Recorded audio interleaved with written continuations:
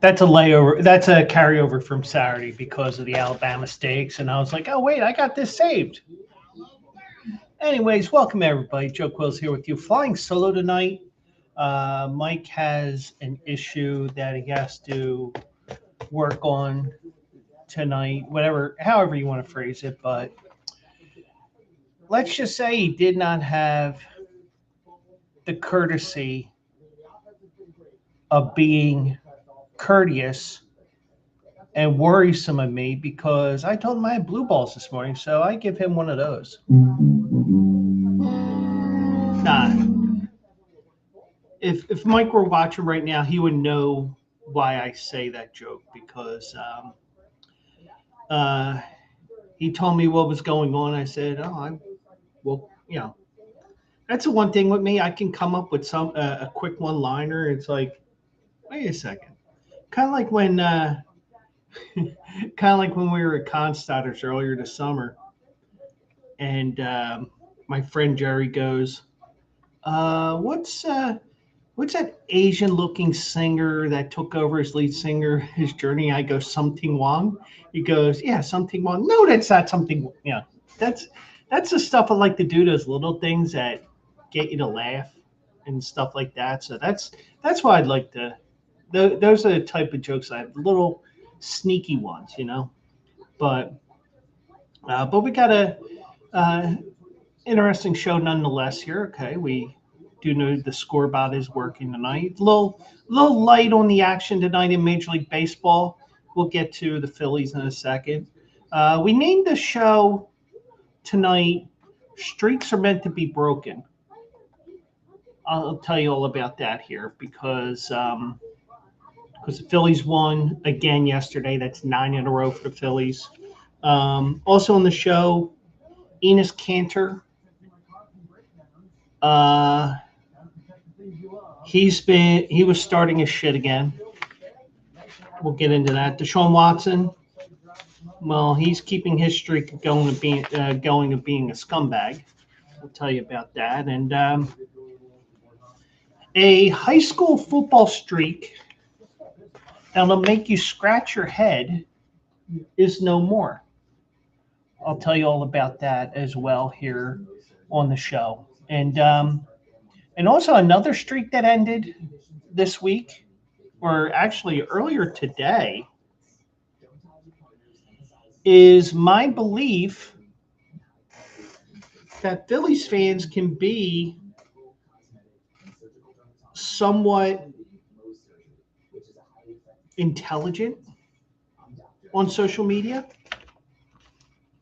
Now, granted, this was not in the thing, but it's all part of my preamble and stuff like that. So whatever.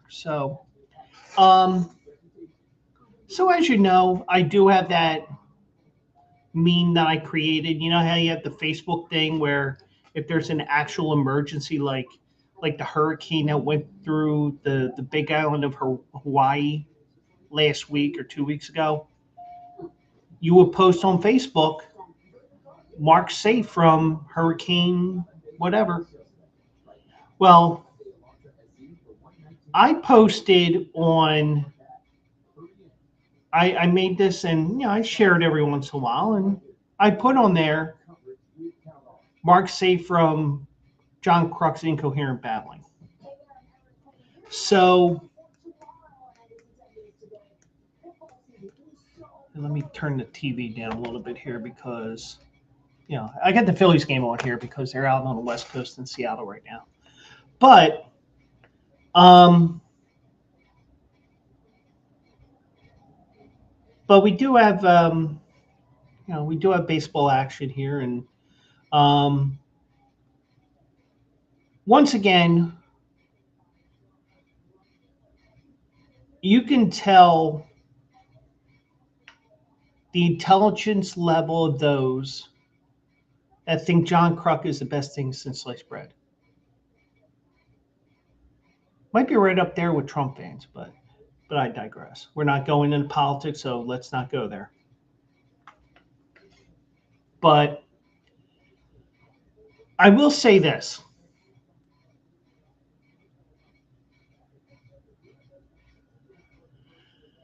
I just think, okay,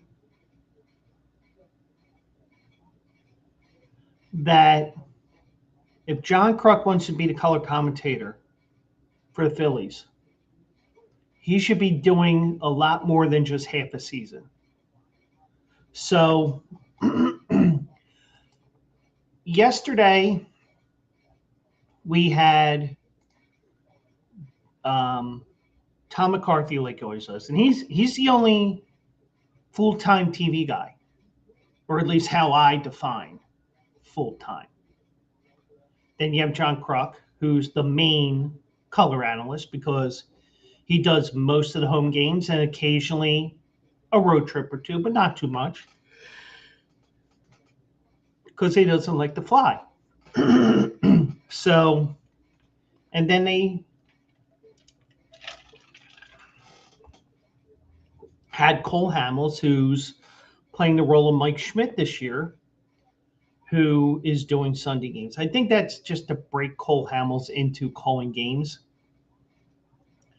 And I had the TV on, and I just think Cole Hamels is another intellectual guy that Kruk fans won't understand because you actually have to think a little bit. But my streak of giving faith in Phillies fans is back at zero today.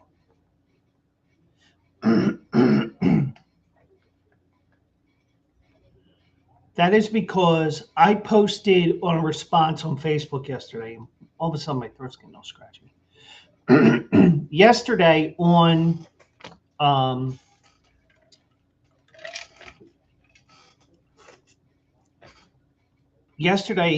a Facebook post,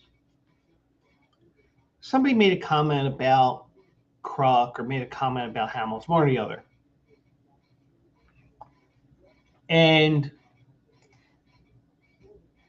let me find it here because I think I know where it was. It's just a matter of finding the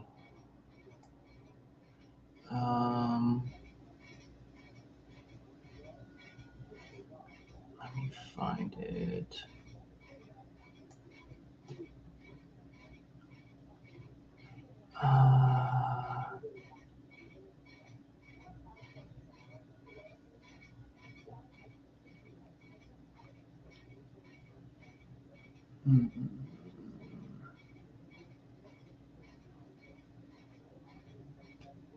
Of course, I can't find it.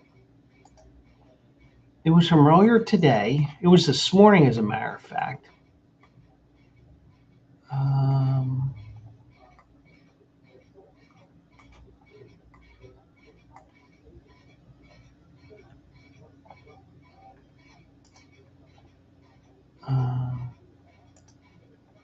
Oh, I can't find it. So the whole gist of everything was, and here it is. So on the Philadelphia Phillies community page on Facebook, it says on here, is anyone more boring as an announcer than Cole Hamels? Great pitcher, but it's a long way from that to be able to capture the audience as a great commentator, as a game commentator. Now, granted, this is the first year that he's done this. So I think he did a couple of games last year, but nothing major. But I think this is the first year that he's actually had a regular schedule, which is the Sunday games.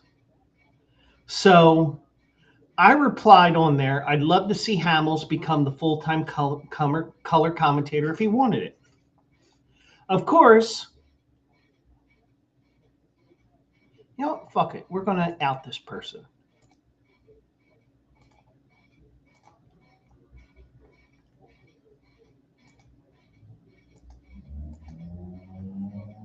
Charles Nicosa says, that's Krucker's job.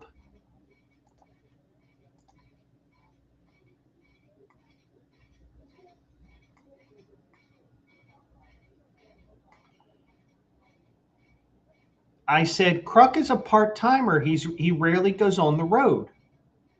And breaking news, I was right because I have a point.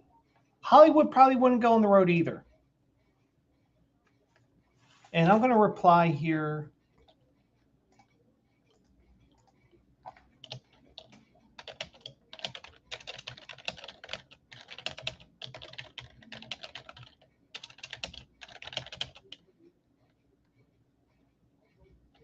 Nah, I won't. Screw it. I'm not going to reply with. But anyways, the point was the point that I think with this is I miss now. Granted, I'm not talking about Harry Callis as in him himself, but the one thing is when Harry Callis was calling games,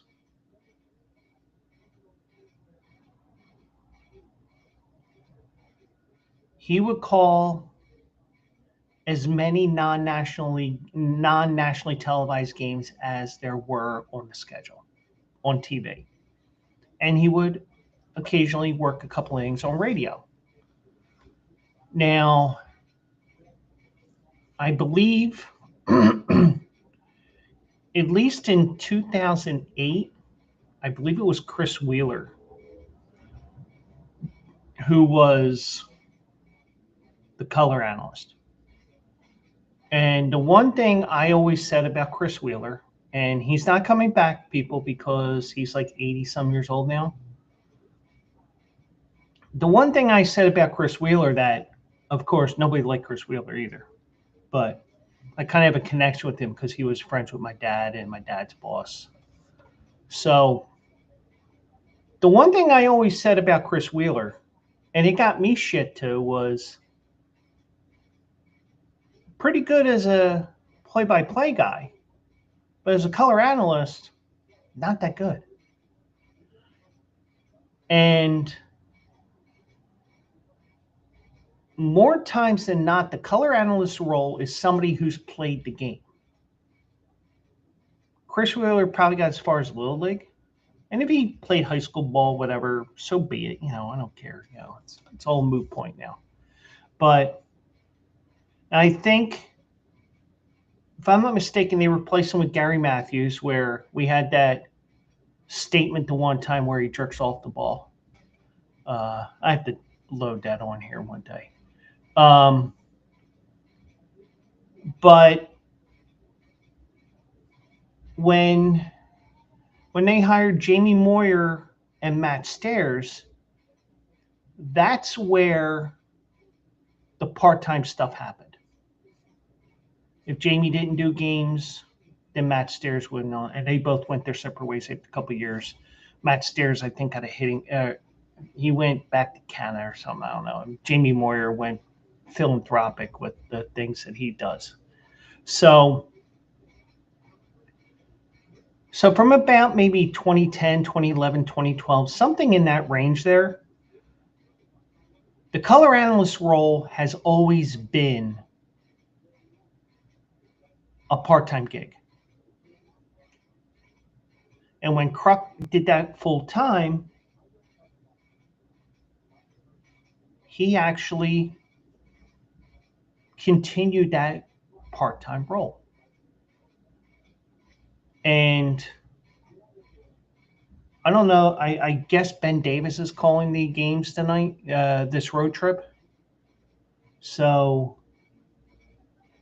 I guess that's the case. But but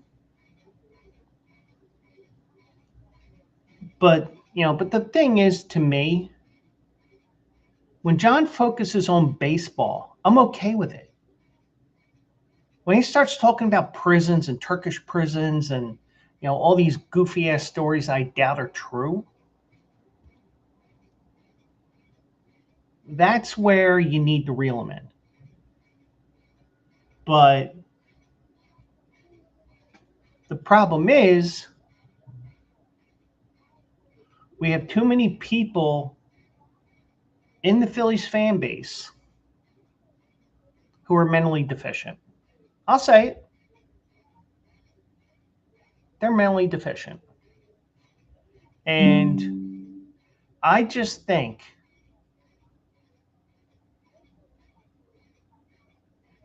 and yeah, and to be confirmed, Ben Davis is in Seattle tonight.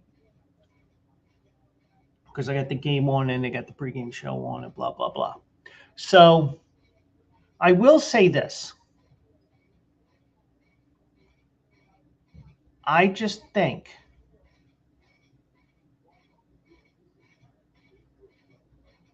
no matter who you go after, now personally I think Ben Davis is 3. Now, the way that they do things here, Kruk is the number 1 guy, even though his shtick's getting old. The prisons and stuff like that, and all the goofy ass stories that he has. I think Ruben's number 2 and Ben's number 3. But the one thing is, if you're going to be part-time, okay, if you're going to be a part-time announcer, you should also be at the NBC Sports Philly studios every once in a while. Oh, wait, he doesn't do that because he doesn't wear a suit and tie. Oh, well, you don't want to contribute in that way, then get the fuck off my team. Get off my broadcast. But, I will say this. I miss the days where the color analyst was a full-time position with the Phillies. And, it's the same with the radio. But Larry Anderson has been doing that for a while now, but he does it for October. He goes on the road in October, but how many people listen to radio anymore? The great thing is, the great thing is, if there's an Apple TV game, you can listen to the Phillies radio feed if those announcers are annoying. Now, Trisha Whitaker's on there, even if it's 2 annoying people. I need to see and hear Trisha Whitaker. But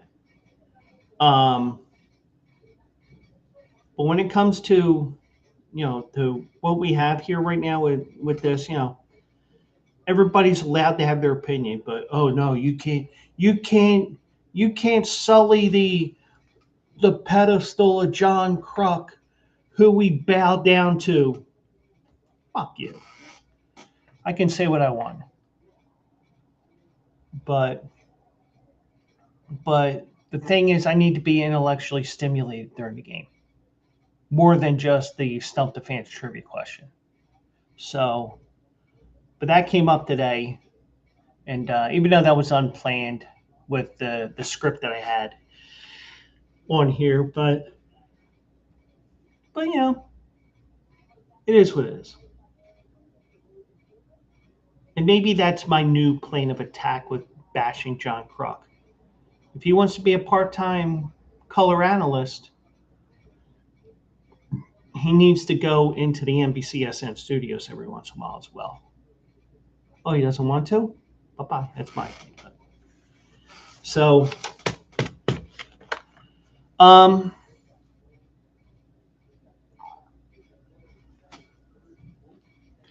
so we're going to get on to get into the more Phillies talk here. The Phillies are looking to extend their winning streak here. They had their first winning, their first undefeated winning homestand of 6 games or more since 2010. So, and that was an 11-game streak. Oh no, that's a 10. I'm sorry, that's the last 10-game win streak. I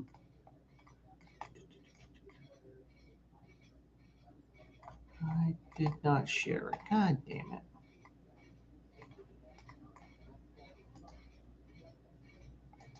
No, I didn't. Okay. So It is their first winning streak first home undefeated homestand in a while.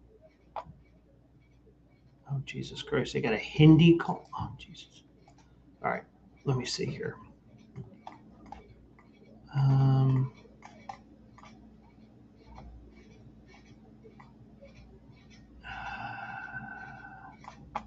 I did not save it, but it's the first undefeated homestand that they had in a while. So let's just say that. I don't have the exact date on here because I thought I saved it, but I didn't. They have a 9-game winning streak.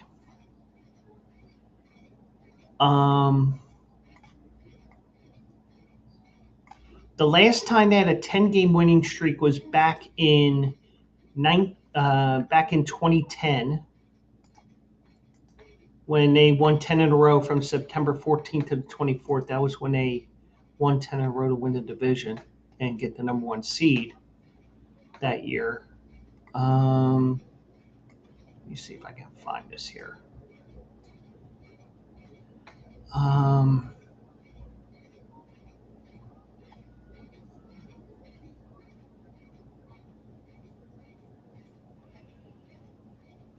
Now I figured out where I think it came from. Now I can't find it again because it's under.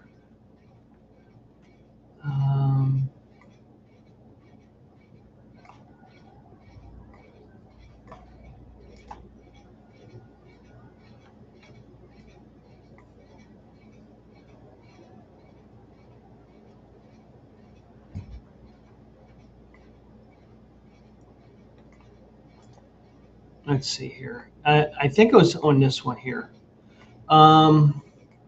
So the modern record for a win streak is 13. The all-time record is back in 1887.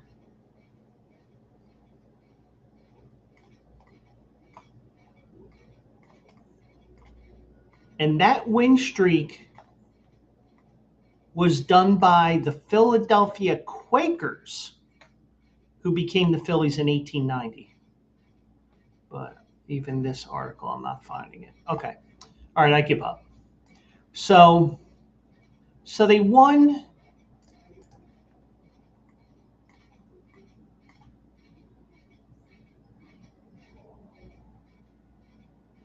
So they won 9 in a row. They're going for 10 tonight in Seattle. And an amazing stat here. It's the 5th time this year the Phillies were down to their last strike and they came back to win. Mind-boggling. So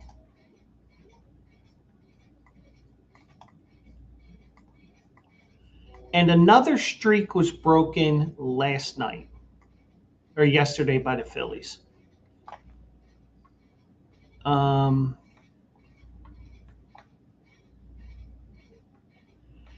Schwarber hit the Phillies' first walk-off home run since June 9th of 23. So it's been over 3 years since the Phillies won with a walk-off homer. Now, they've had a few walk-offs every year, but it wasn't the home run variety. So Phillies were one of the last teams to hit a grand slam this year, and now they had their first home run, walk-off homer in 3 years. So some crazy information that came off of that. And Kyle Schwarber hit a 459-foot home run, and apparently you have to hit it over 460 feet to hit it over the center field batter's eye, because it skimmed the top of the batter's eye and onto Ashburn Alley. So, but Phillies are now 3 back, and they get into this 9-game road trip going to Seattle, Anaheim, and Arizona. Seattle is one of those you don't know what to expect in the series. Now, if there's a game that I expect the Phillies to lose, it's tonight, And it's not because of anything other than they had to go from here to Seattle. Now, granted, I'm sure they didn't even. I'm sure they went right from the hotel. I mean, right from the airport to the hotel. And trust me, it is. And I know this from personal experience. It's a bear of a flight. Especially if you have a nonstop flight. Um, there's two that I know of, two airlines out of Philly that fly to Seattle direct, and that's I think American does. I know Alaska Airlines does, and it is a 5.5 to 6 hours, 6 hour flight. So, and it's not a fun trip. It's not a fun flight, but um, but the good news is if you plan it, if you plan it, you can get a couple hours of shut eye on that flight. Now, granted, make sure you get your snacks and complimentary drink. But sometimes I don't even get that. But that's why I always take a soda with me. I carried. I mean, even though you're paying exorbitant prices on top of that, being the soda tax here in Philly, but but I have the um, you know, and also with supply and demand because where is he going to go to get this mother? But I just think that a lot of what you see and that I mean I'm the type of person I will at the very least will take something to drink with me. I may not take something to eat, but I think I can survive 6 hours and also the Ozempic and all that. So, but but I have um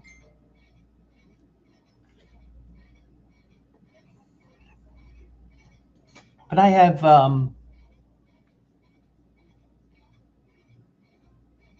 all different you know I have my little things that I do when I'm at the airport. So, but I just listen to my music, listen to my podcast, and just go about my just sitting there for 5 6 hours and complain that my ass hurts from sitting on that chair for 6 hours and whatnot. But um, but my opinion, Phillies probably lose tonight. In my opinion, I'm not locking it in. So you can take that for what you will. But do I want to see the Phillies win 10, 11, 12, 13? 14? Yeah, I want to see I want to see the Phillies win 17 in a row. Well, if they end up going 9-0 in this road trip, that would be 18 in a row. Is that happening? No.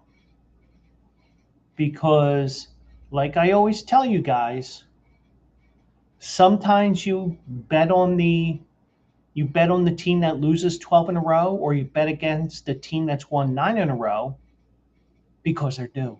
That's the way baseball is. And the one thing you will find out, especially when football season comes around and I start giving my picks,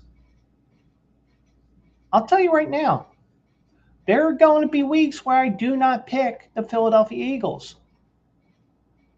I pick every Eagles game. But there are weeks where I will pick against the Eagles. And if you don't like it, sorry. But, I'm a Philly sports fan, but I am a realistic Philly sports fan.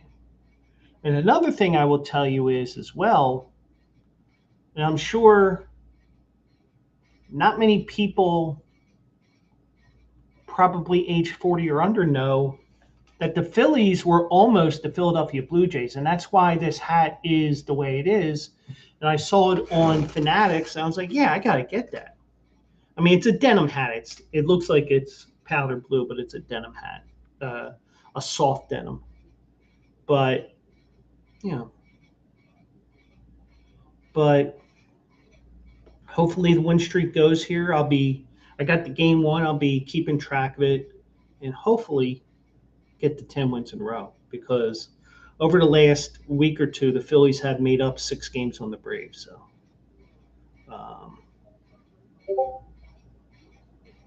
but we'll see. So that is the Phillies roundup. As the Phillies are going for 10 in a row.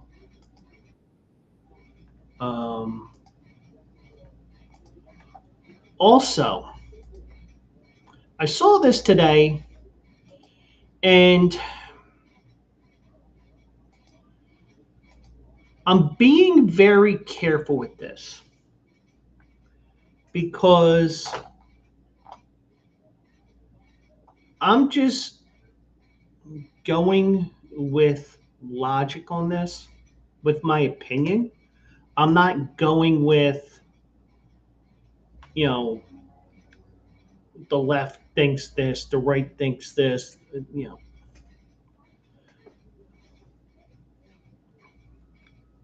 Enes Kanter Freedom, who I am going to refer to as Enes Kanter because he doesn't deserve the freedom of our country.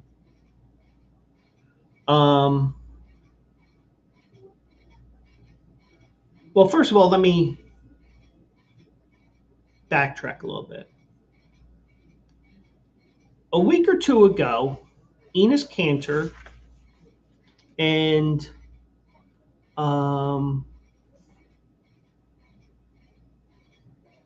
there was a second person here, and I don't know the name off the top of my head.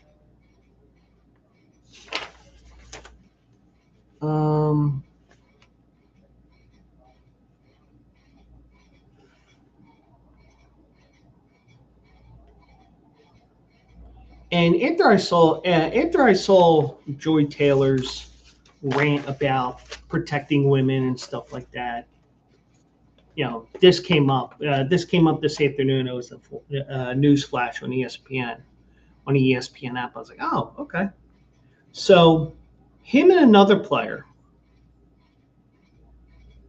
And here's the thing. It seems to be a stunt.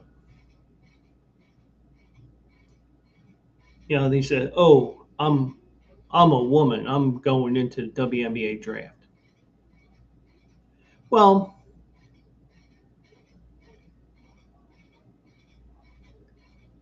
here's the thing. And, you know, we'll just, without using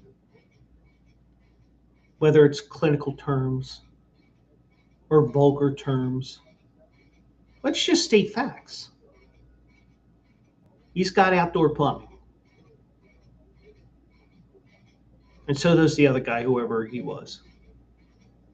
So, Kanter decided, I'm going to support women. And he wore a T-shirt that said, it was a black T-shirt that said, woman, noun, adult human female. Okay. We think you know what a woman is. Congratulations. So he was at this game, WNBA game in Chicago, and he got tossed from the game because he got into an argument with one of the players on the court. So The WNBA has not announced any plans to prevent Enes Kanter from attending future games after he was ejected from Wintrust Arena in Chicago on Sunday.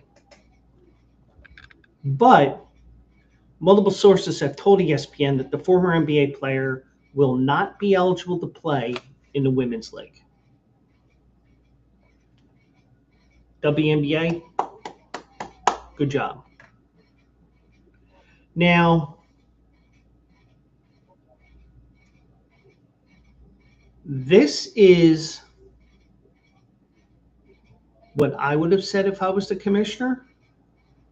But the problem is you would be opening a can of worms here. And I mean a major can of worms here. A Pandora's box, even. So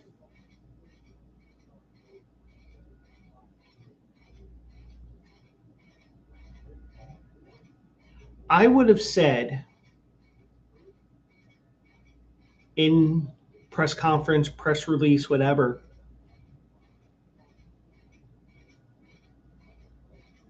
but the problem is you have players in Major League Baseball, not baseball, in football, getting cut by their team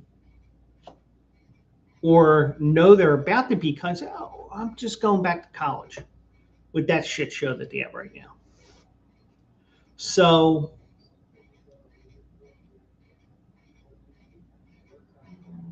I just think I would have said,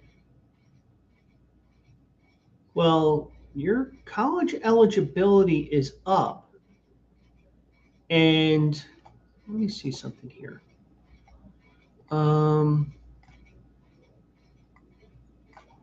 You were eligible for the NBA draft in 2011.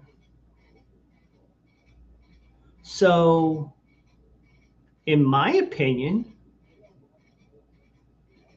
whether you are serious that you're a woman now, or you're just doing this as a stunt, which obviously it is, your draft eligibility was exhausted in 2011 because you became eligible for the NBA draft after doing whatever with after coming over from Europe. So all I have to say is if you seriously think you are a woman, okay, if you seriously think you are a woman, your draft status was exhausted in 2011. That's what I would have said. But I can see, and you guys can comment on my YouTube, because, we may not see eye to eye on this.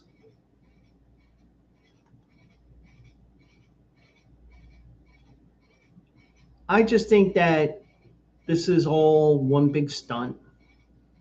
And I just don't, it was all exhausted. But I don't know if he was listening to Shania Twain's Man, I Feel Like a Woman way too much. But I'm going to say this. And yes, it's somewhat political. But I think it's more along the lines of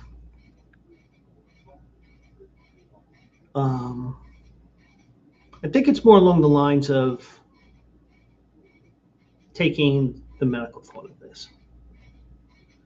But I just think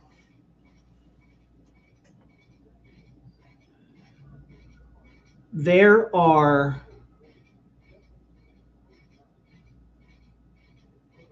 so many more people that legitimately have this issue. Whether they play sports or not is irrelevant.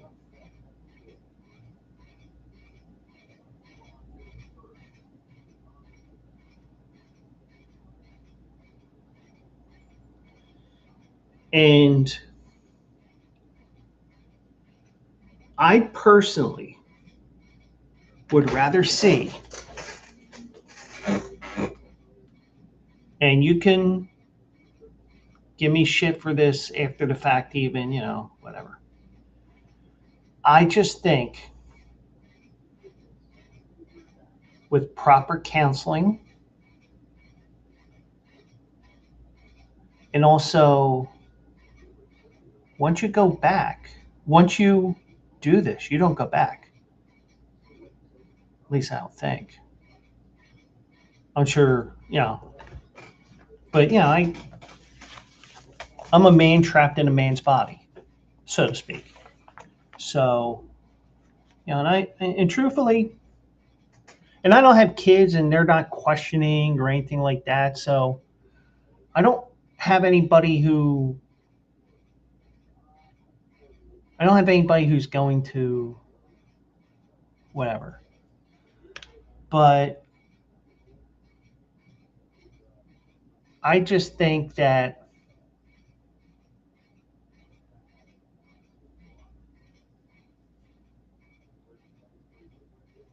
there's much worse people out there mentally because they're confused or whatever the correct terminology is. Because I will even let you guys know, I'm being careful with this because I'm trying not to sully people that have this issue. But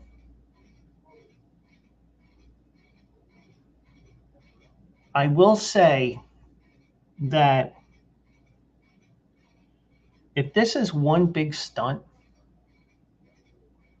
Enes Kanter is one sick motherfucker. Now, here's the thing. Even I joke around about Ben Simmons because the last couple of years he was in Philly, it was so in his head that he couldn't shoot free throws and couldn't shoot the three-pointer and couldn't do this, couldn't do that, that he wasn't manning up. You question his manhood. But that's something different. And there is something very different between joking around with your friends. And truthfully, if you joke around with your friends, you got to joke around with the right friends that know that you're not doing, you're never going to change to a woman or change to a man or whatever. But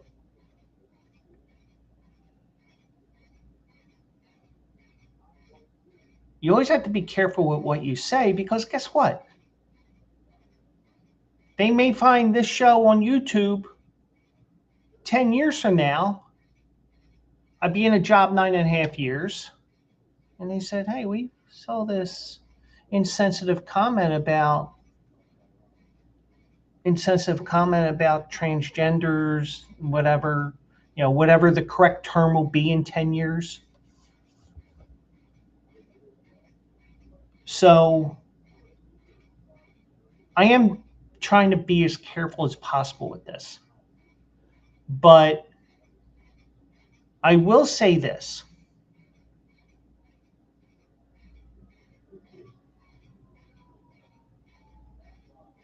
If this is a stunt by Enes Kanter,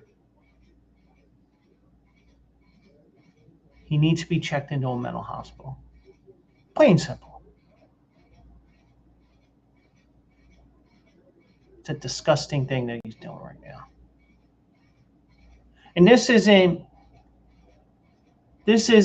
the right wing protect sport, protect women's sports. And listen, I may be Democrat, I may lean left, but I'm not the type of person who's so far to the left that I can't hear through that 12-foot thick wall to hear what the other side is saying. I want to hear what the other side is saying from time to time, because guess what? There's always going to be some asshole who's going to hijack a post of yours and say, "Make America Great Again."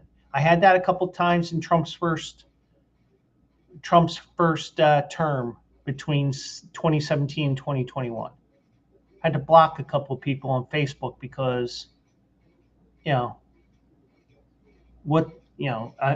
making a sports comment.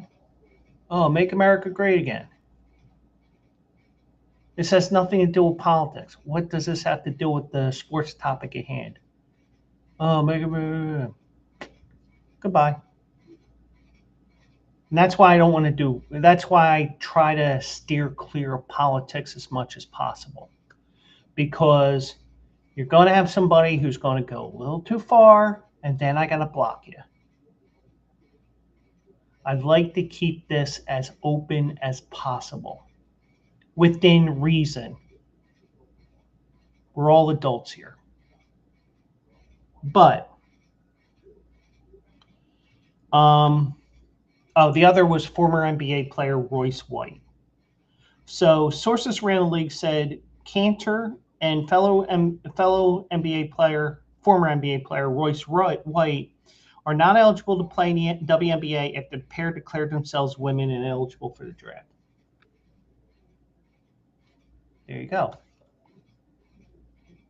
Now, Kanter was removed from the building Sunday after a verbal altercation with Chicago Sky point guard Natasha Cloud.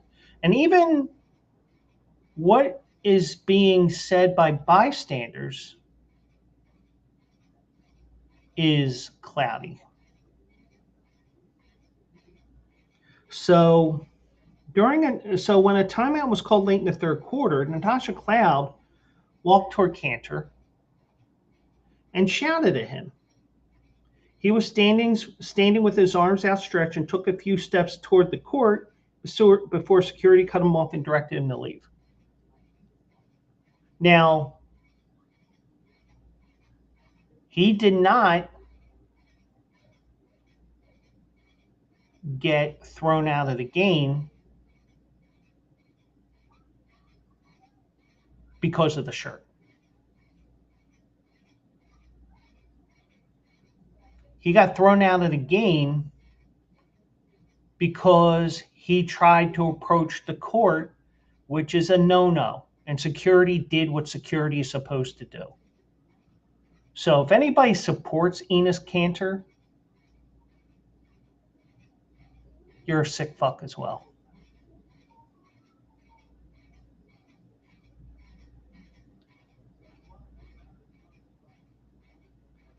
So now here's where you get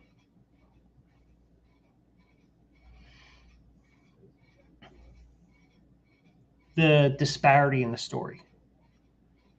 One source said Kanter had been making comments toward Cloud throughout the game. Now, there was also a fan wearing a gold Caitlin Clark Fever shirt sitting near Kanter said he only cheered during the game. Okay, well, in that case, we need a third person to break the tie. But I don't know about you. I'm leaning towards the first fan, not the second. So Kanter said on social media, I got kicked out of a WNBA game for supporting women. Let that sink in, America. No. You went towards the court and you are not one of the players, the teams, the staff, or the referees. You are not one of the authorized people to be on that court. And you should know that being a former NBA player. Plain and simple. Case closed.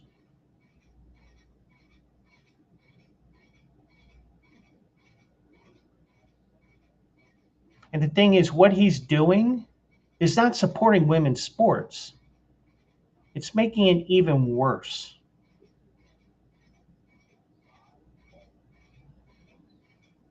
Because you know what's going to happen?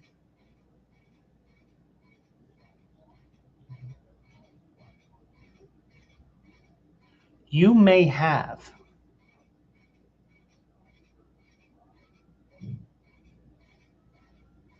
some people, some other people who will say, I'm declaring for the draft. No, not the NBA draft, the WNBA draft. So there is some things here that really are messing around with things. And just to let you know, and I did look this up because I was like, didn't he, and he may have mental issues. I don't know. I'm being careful with that as well. Now, and here's the thing. He's a political human being. He's spoken out about human rights, outspoken criticism, human rights abuses in China. He's also spoken about Turkey, Russia, Iran, North Korea, and Venezuela. Okay, it's great. You know, you get to speak your mind, whatever. So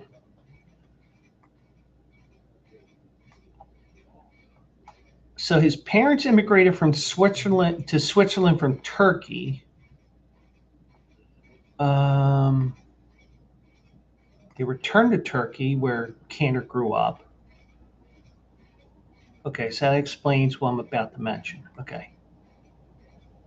So he played some basketball there as a teen. He moved to the United States. But the two schools that he went to wouldn't allow him to play high school ball because he played basketball professionally in Europe. Okay. So here's the part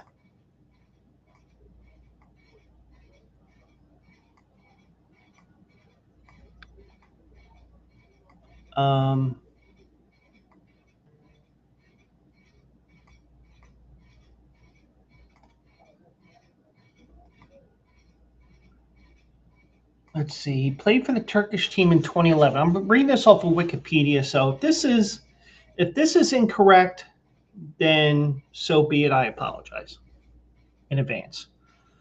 But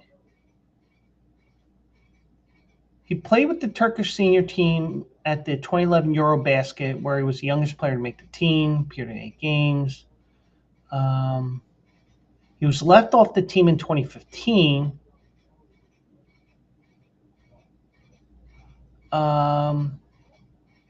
He alleged that the omission was due to his relationship with a Muslim scholar, Turkish Muslim scholar, preacher, and leader of the Gulen movement, Muhammad Fethullah Gulen.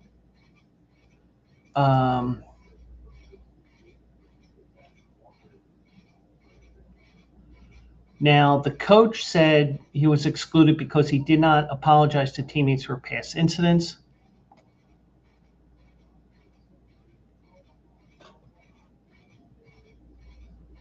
Um, Kanter believes that if he were to go back to Turkey to play, he would end up in jail, killed by the national government, and a fake poisoning incident would be created.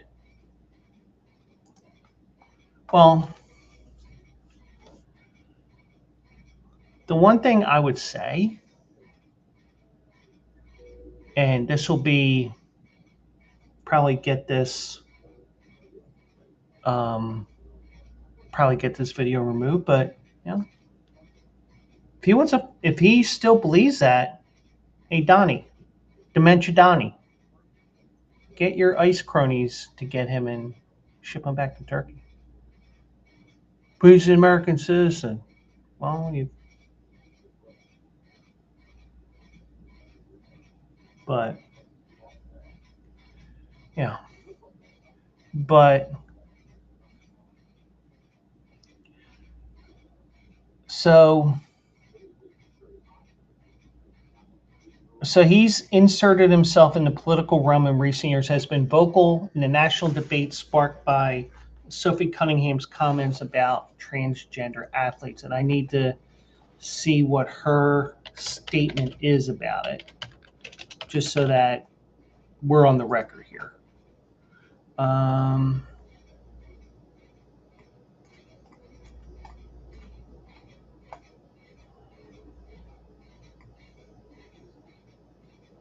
Okay, she spoke out against the participation of transgender women in women's sports, citing a desire to protect young girls in a locker room, or young girls in sport who shouldn't have to go against biological men.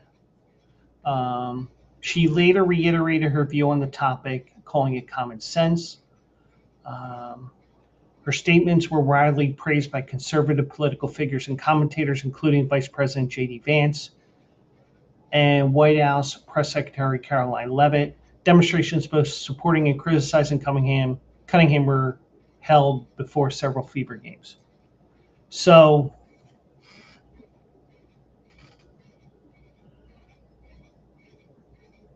I just think when you look at everything,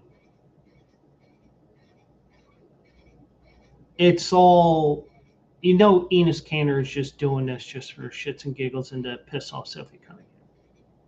Now that we know Sophie's stance. And I don't think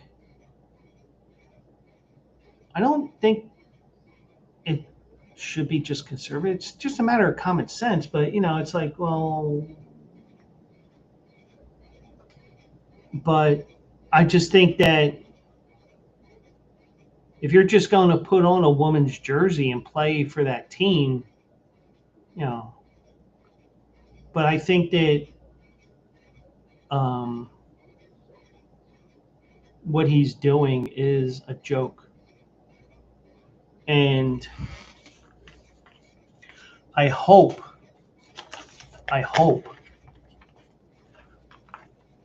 that they ban him from arenas and everything else, even though he's going to be probably on whatever social media he's on, probably X, saying things. Because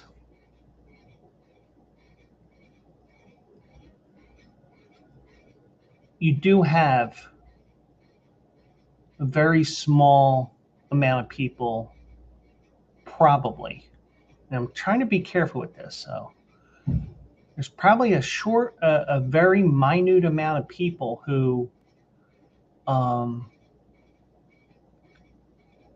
have that are considered transgender, or whatever the correct terminology is, that somebody would fall into saying that they're a woman.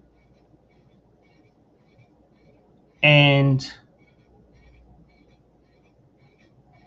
and I'm sure that there's science behind things and all that. So, and I just feel like you have to You have to explore this more. You have to look at the science of things beyond just chromosomes. Because the thing is, there's so much that,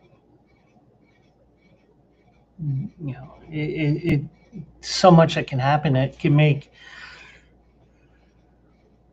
all sports a farce. But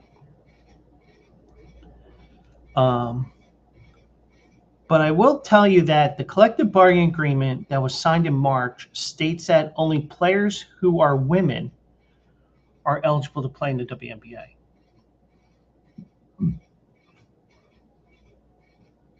The thing is very vague because of the fact that people claim they're women, people have had the surgery to become women, or whatever in between there.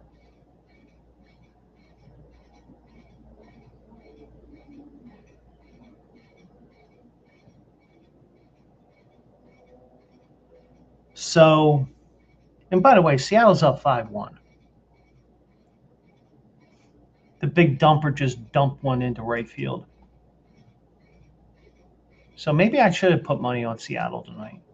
Oh well. But so I don't know if this is because they didn't plan for this or something else. But the WNBA, there's no further definition of a woman, and the WNBA has no publicly available policy governing eligibility of transgender or intersex athletes. No known transgender woman has played in the WNBA.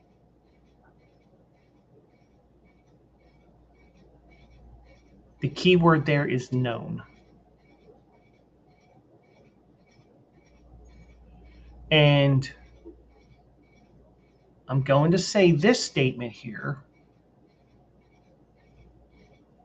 but the problem is this could be used against me too.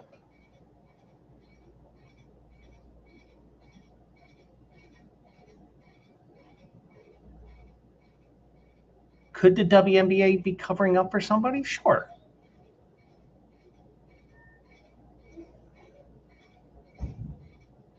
But the thing is, what do you, I mean, if you define as XY chromosome, XX chromosomes, XY is male, duh. If it's XX chromosomes, then you may have some issues because it'd be like, oh, you don't trust that I'm a female. There's so many different complaints that you can get here, but it may be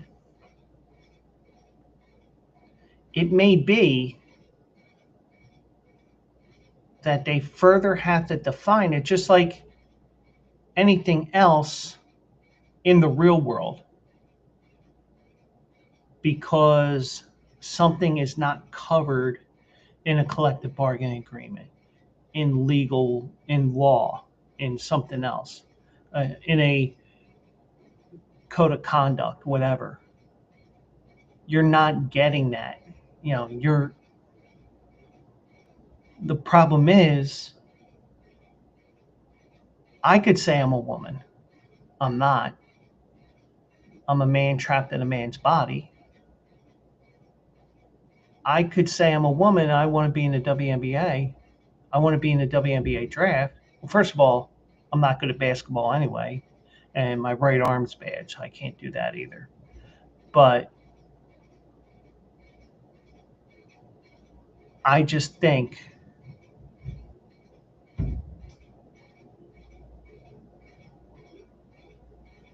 the WNBA and the Players Association is going to have to define a woman more. Because you're going to get these sick fucks like Enes Kanter, who's mysteriously now a woman, but, you know, but I just think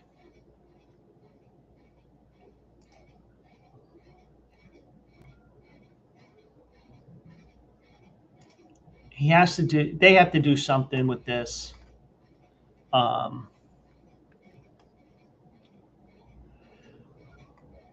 Now,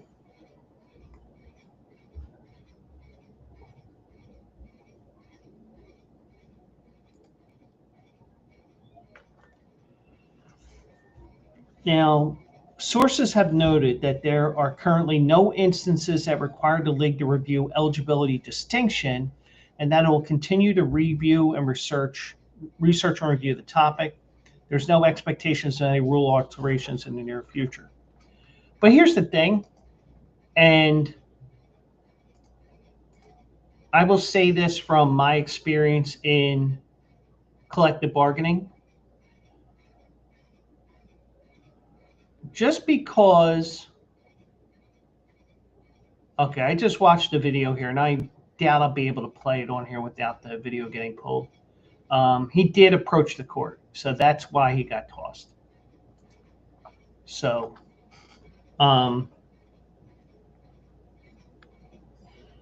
I will say this from my experience of collective bargaining and all that when I was with Verizon. Just because you have a contract, it doesn't mean that it's it doesn't mean that you can put an addendum to the collective bargaining agreement. Because case in point, there was vague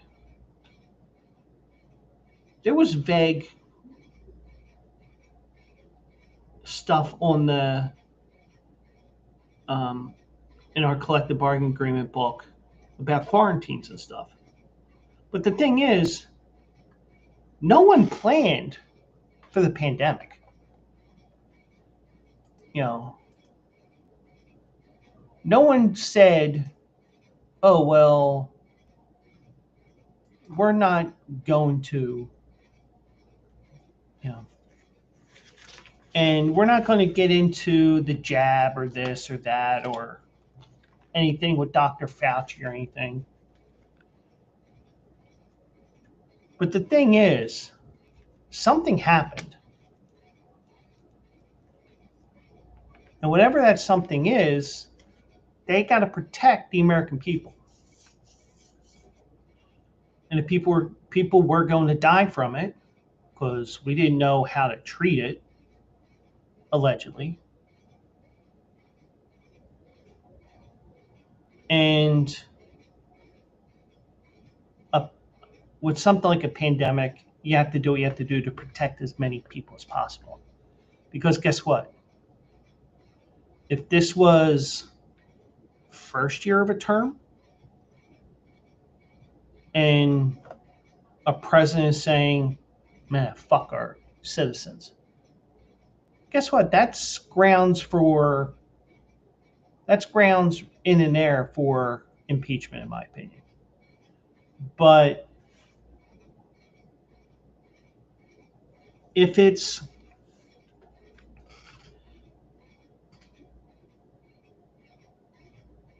you got to do what you can. But like the thing is, because technology has evolved and it always evolves.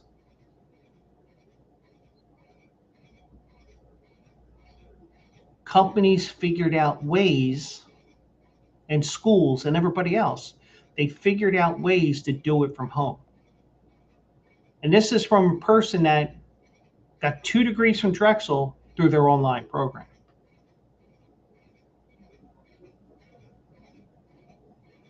So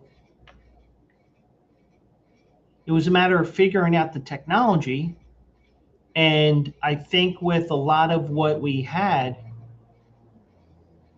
it was a matter of making sure you can get the equipment, making sure we had the equipment programmed just right so that your IP address doesn't come up. It's some, it's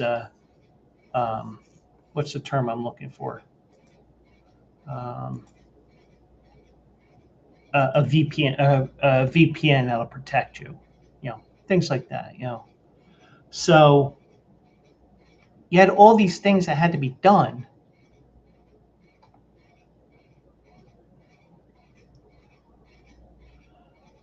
That you made it as much of an experience for the customer that you don't have to do that. And you had an agreement that was going to be X amount of time because we were going by what the government says was, well, give it a couple of weeks, we'll be fine. Then a couple of weeks came a couple of months, and then a couple more months. And the union and the company went back and forth, and they extended. And then now you're working from home even now. So if you have a job that can allow you to do that, because if you're repair or installation or some type of a tech, obviously you got to be out there. But there are jobs out there that still you can work from home for. And it's all a matter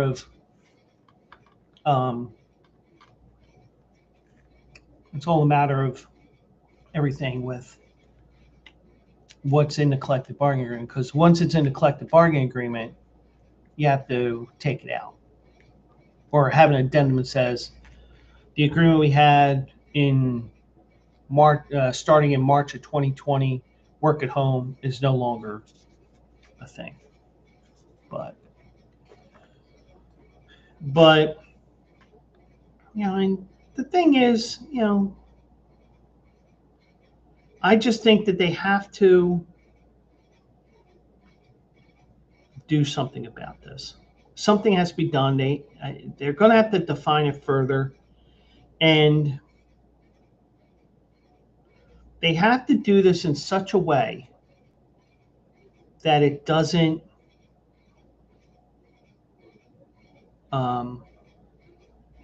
you have to do it in such a way where it's all cut and dry, no gray areas, because it's just something that has to be done with this embarrassing country called the United States of America. But there are legitimate people that have this transgender issue, whatever you want to call it. But there's people out there that are sick fucks like Enes Kanter. And I'll throw that Penn swimmer in there as well.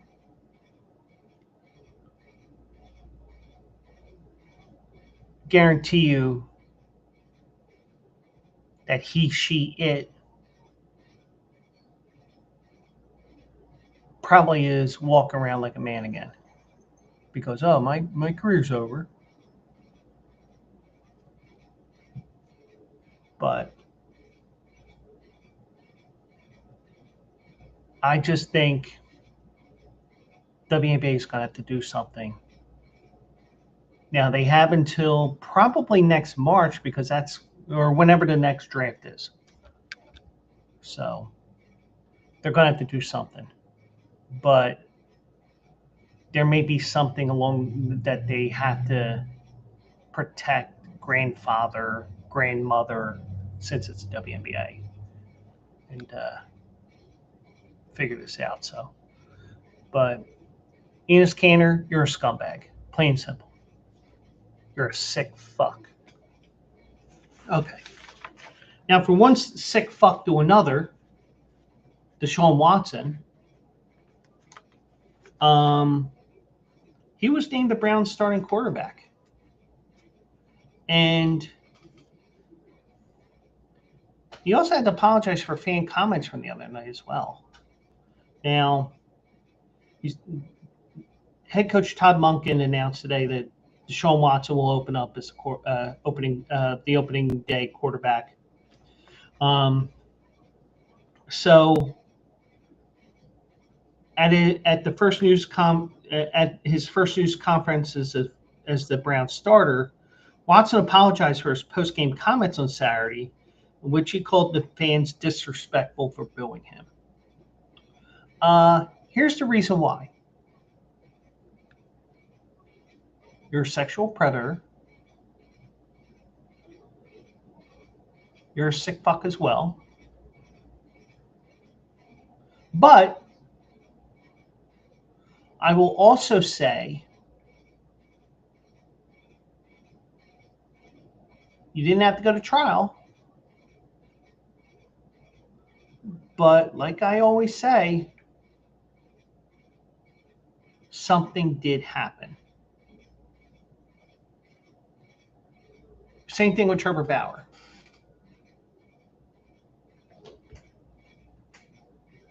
Something happened. Whether you agree with the man's point of view, the female's point of view, or somewhere in between, I will tell you, just don't put yourself in that position. That's what personal conduct policies are. Don't do that. But so Watson won a competition with Shedeur Sanders that began in the offseason workout program, stretched into the first preseason games. Sanders is going to be the backup this year. I think if DeShaun Watson can play quarterback again, I think that Shedeur can learn, or maybe he can learn to not do certain things on the field. And here's the thing. What you do on your time is your thing, but just don't break the law. So Monken said today, took in the full body of work over the course of the offseason, the training camp to the games, the joint practices, and ultimately felt like the start of the season on the road, DeShaun gave us the best chance to move the ball and score points. So it sounds to me from that statement, it's going to be at least the first two games. So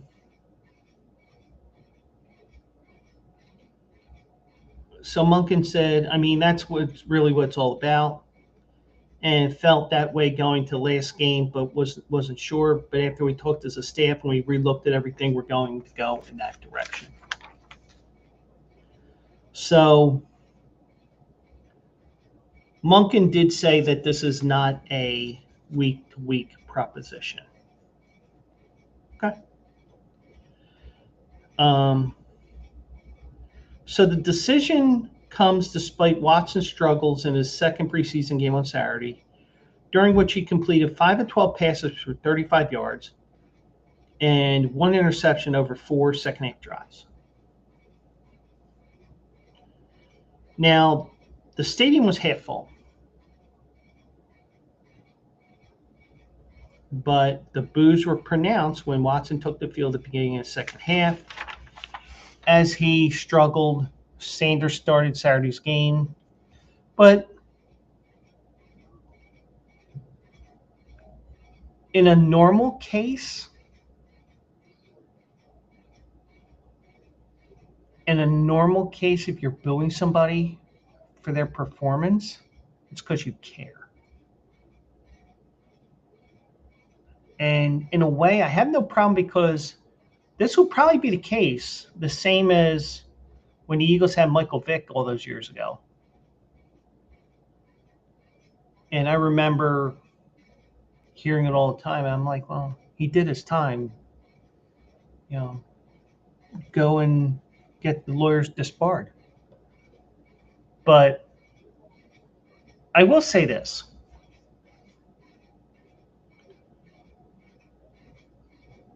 I get why the fans are booing him. He hasn't done jack shit as a starter. He's got a contract that they can't do anything with.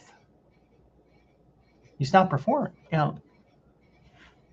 You paid $250 million for him after you traded for him and gave up all those draft picks. So what do you want him to do? Or what want the fans to do? But so he said on Saturday, I think the whole world knows that has nothing to do about the performance. It's a little bit personal than that. I think it's a disrespectful thing. So, yeah, I mean, I'm going to keep whatever I feel with me and my family internally and how I feel about it. And, yeah, just move on.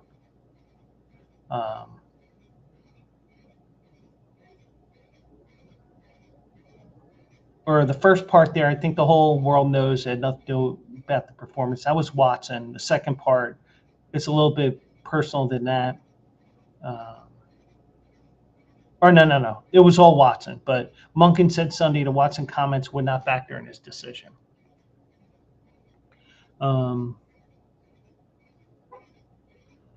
So Watson opened his news conference today with a 2-minute statement. And he said, I thought I was going to get a little different response, but I think my emotions got the best of me. My comments weren't intending to go at any of the fans around the city because there have been a lot of great fans that have been supporting me.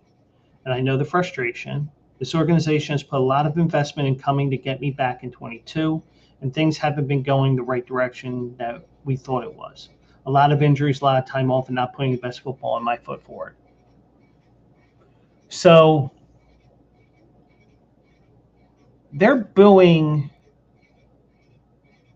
you, DeShaun, partially because of what you've done on the field, but also your history off of the field.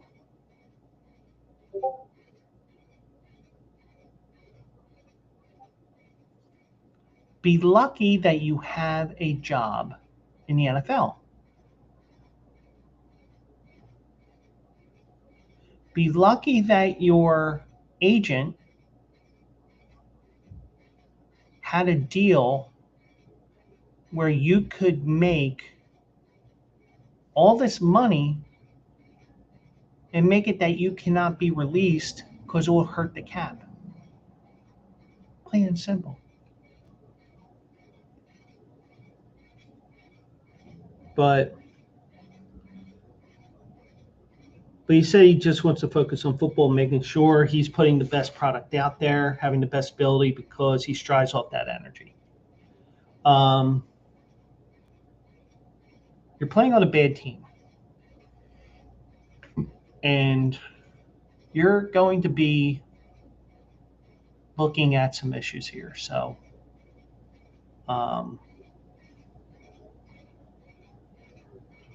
but I mean, they don't have an easy start either. They start off on the road at Jacksonville and then Tampa Bay. And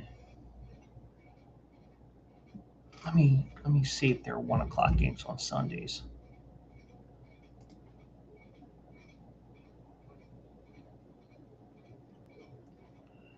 Yeah, they're both 1:00 games. And I'm not sure if Jacksonville will do this. I know Tampa Bay will because they do it all the time. Because in the NFL, this isn't Major League Baseball where you wear your white uniforms or hockey where you wear the dark uniforms. The home team has the choice of the uniform. So if they want to have a little bit more of a home field advantage, especially that time of the year where it's going to be hot, and we know that a couple of times when the Eagles had to play in Tampa, like week 3 or 4 of the season, it was like in the mid 90s with 90% humidity. Yeah, Tampa's going to wear their white uniforms. And guess what? The Browns are going to be wearing their shit brown uniforms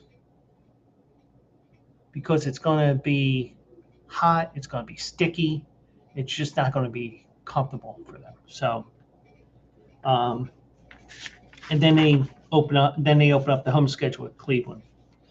But so part of the I mean, if you want to take away everything that he did off the field,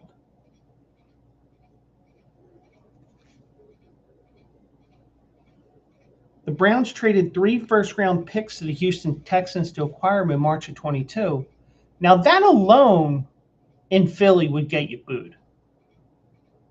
But when you have your tainted history and all this other stuff, you know, you get a 5-year, $230 million contract. You're accused of sexual assault by more than 24 women. I think it was like in the low 30s.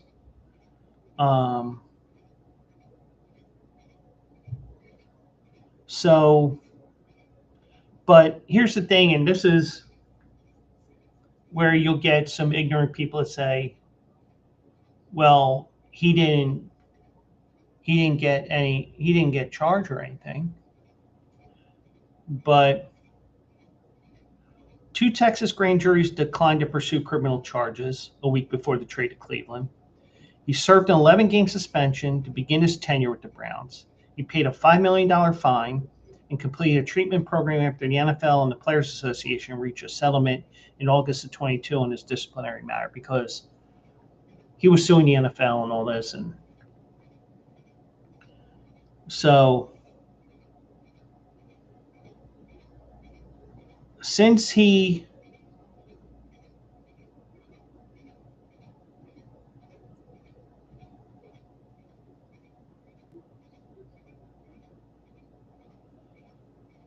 started playing after that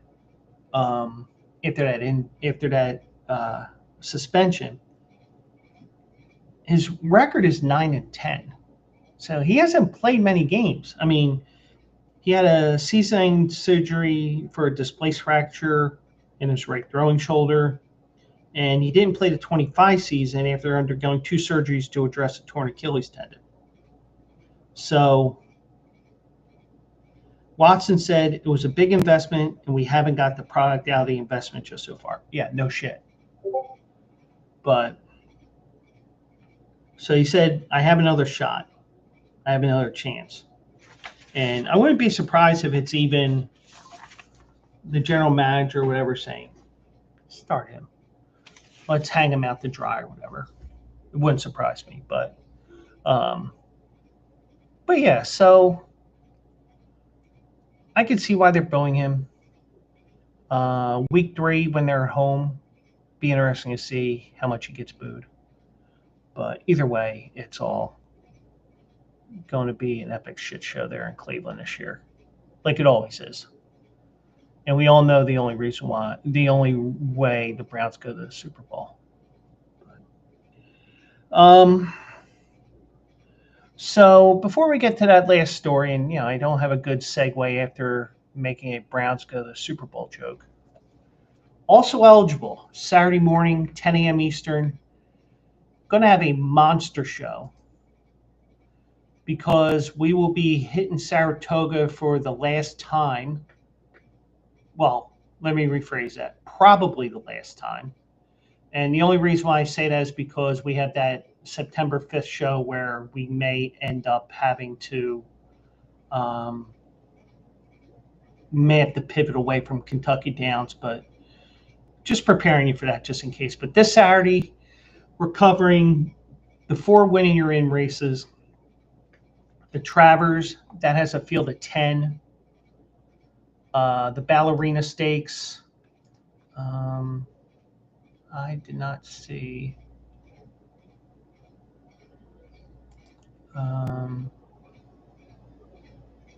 Let's look at that here real quick because a field of 10 for the Travers.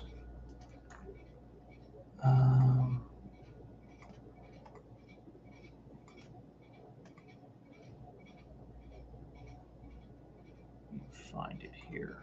Oh, wait, wrong day.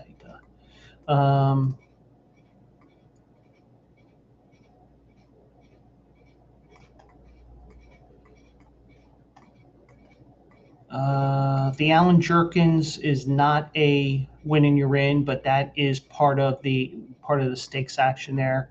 You have the personal ensign race 9. You have 6 horses in that race, 6 fillies and mares in that race, and the personal ensign that gets you into the distaff if you win. I got the Lake Placid Stakes breaking things up.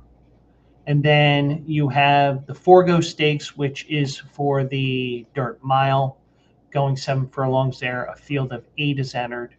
And you got a heavy favorite in Bucandano.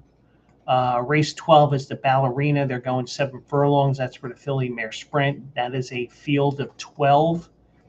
And the Travers is a field of 10. So we'll see what is up with those races when we convene on Saturday morning at 10 a.m. for Travers Day, the Summer Derby. And we'll see who gets those invites to the Breeders' Cup at the end of October at Keeneland. So I broke a losing streak today. I did have a winner on Saturday, though, but whatever. But it wasn't as long of a streak as the Columbia High School football team, as they broke a 101 game winless streak. Okay, winless, not, I mean, because there's probably a tie in there too, because, ties were good ties were good sometimes, but, we need to make ties great again in some sports like hockey. But anyways, so Columbia broke their losing streak or winless streak with a 41-14 win over Greensboro of Alabama in the season opener.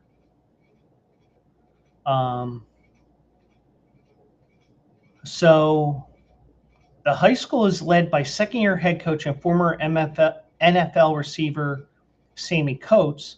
Columbia snapped a futility streak that stretched back to 2015.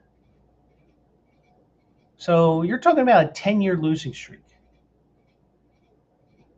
And there's probably about 12 fans on their sidelines that were not parents at the game. But everybody's saying they're at the game now. But Columbia's last victory before Saturday was October 16th of 2015 when the Eagles beat Ardmore. Columbia's high school is called the Eagles, by the way. 34-16. They came close to snapping the streak last year when they fell 28-24 or on 28-24 on September 26th to East Lawrence. So that was the closest that they got, and I'm sure there's probably a game or two that they were close but didn't get over the hump until this past weekend where they just destroyed the other team. So for a time, they thought this losing streak was the longest in high school sports, but Max Preps, where I got this article from, Max Preps' Kevin Askland uncovered a longer losing streak by Red Lake High School in Minnesota, which stretches 150 games back to October 16th of 1999.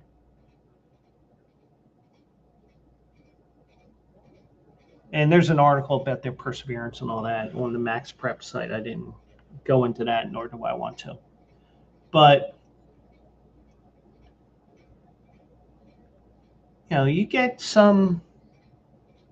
I mean, the thing is, high school, and I know this from the Philadelphia Catholic League and just football in Philadelphia because you have the haves and have-nots, and You get ugly blowouts here and there.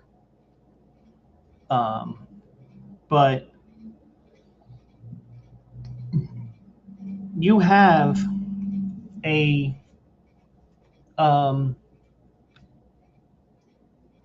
lot of times you do see blowouts in football, especially high school. I mean, you see them in college, you see them in the pros, but in some regards, it's just some schools are football power, some are not, and you end up in these conferences where you don't fit, but geographically you do, and it's like, let's take our ass beating here, that sort of thing. But the Columbia High School Eagles can now focus on starting a winning streak, which has happened before, but probably not for a long time. They faced East Limestone of Athens, Alabama on August 28th. The East Limestone Indians were 1-9 in 2025. They opened the season with a 27-26 loss to Ardmore. So maybe looking at a turnaround there, and congrats to Columbia High School on breaking their losing streak, and hopefully they can make it 2 in a row. So congrats to them. And you don't want to see a team lose. You don't even want to see your worst rival lose 100 games in a row. Jesus Christ. But it is what it is. So, but anyways, that's going to be it for this show. Just a reminder, also eligible Saturday morning, 10 a.m. Eastern. We're going to be looking at the win in you're in races from Saratoga. And every day we have the Quills Picks winners articles. I gave out a 5-1 winner at Parks today. I'm proud of myself. Tomorrow's the Assiniboia Downs. Hopefully I can get another winner there. So, but that is it for this show. I do appreciate each and every one of you. Check me out live tomorrow at 9 p.m. And we'll do it live, and we'll do it till we get it right, or something along those lines that the guys at ESPN used to say, whichever anchor it was. But that's it for now. Do appreciate each and every one.